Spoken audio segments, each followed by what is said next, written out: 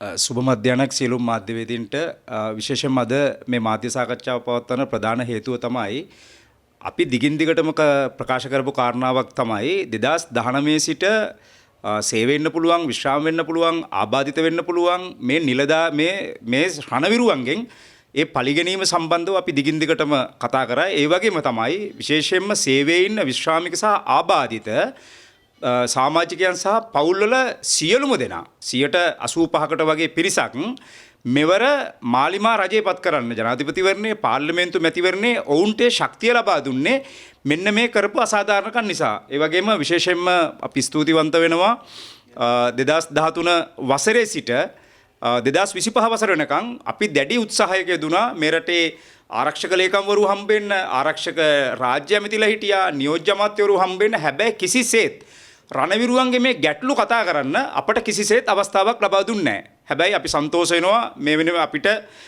විශේෂයෙන්ම පෞද්ගලිකව වර්තමාන ආරක්ෂක නියෝජ්‍ය අමාත්‍ය ජෙනරාල් අරුජ ජයසේකර මැතිතුමා විනාඩි 40කට වගේ මම දන්නවා එතුමා බොහොම කාර්යබහුල රාජකාරියක් කරන්න විනාඩි 40ක විතර මේ කාල සීමාවක් එතුමා අපිට ලබා දුන්නා. විශේෂයෙන්ම සේවයේ ඉන්න ඒ වගේම විශ්‍රාමික ආබාධිත අයගේ පොදු ගැටලු සම්බන්ධව එතුමාට හාප්ෂීට් 15ක අපි විස්තර ලියලා දුන්නේ. ඉතින් එතුමා අපෙන් ඉල්ලීමක් කරා ටික දවසක් දෙන්න. මොකද මේ ටික එකපාරම අපිට මේ මාසෙන් දෙකෙන් මේක කරන්න බෑ. ඒ වගේම අපි පිළිගන්නවා සත්‍ය කතාව එතුමාලට අපි කාලයක් ලබා දිය යුතුයි. ඒ වගේම මේ සම්බන්ධීකරණ කටයුතු කරපු මම හිතනවා මේ අද්විරාල් සෙනවිරත්න මැතිතුමාට එතකොට කොමදෝ සේනක හංවැල්ල මැතිතුමාට බෙහෙම ස්තුතිවන්ත වෙනවා. මොකද පහුගිය වසර ගානෙම අපි මේ දේවල් කතා කරද්දි කරේ අපිට නඩු දාන එක විතරයි.